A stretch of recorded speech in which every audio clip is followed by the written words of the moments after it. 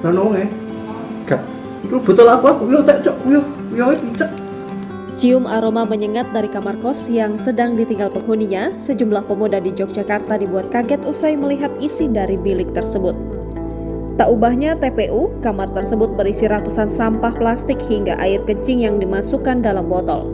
Kondisi kamar kosan yang amat kotor tersebut viral di TikTok usai diunggah oleh akun @selamatandamenang_iPhone pada Kamis 9 November 2023. Dalam unggahan tersebut tampak sejumlah pemuda yang sedang berusaha mencari sumber bau tak sedap di sekitaran kamar kos mereka.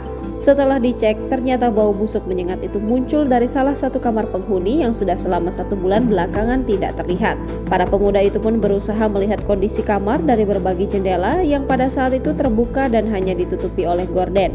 Usai berhasil menyingkap gorden, mereka pun dibuat kaget dengan kondisi kamar yang terbilang menjijikan.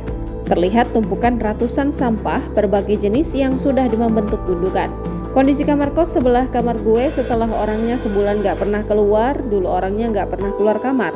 Keluar 2 minggu sekali beli Shopee Food. Ke kamar mandi aja gak pernah sama sekali, paparnya. Yang lebih membuat kaget, penghuni kamar tersebut bahkan turut menyimpan air kencingnya di dalam botol minuman air mineral berukuran 1,5 liter.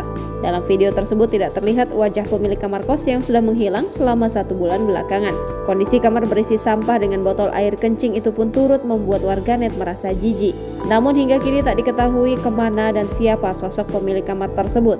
Apa yang menyebabkan penyewa tersebut menumpuk sampah di dalam kamar kosnya juga tak diketahui.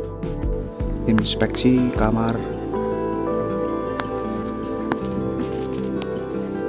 Download Tribun X sekarang, menghadirkan lokal menjadi Indonesia.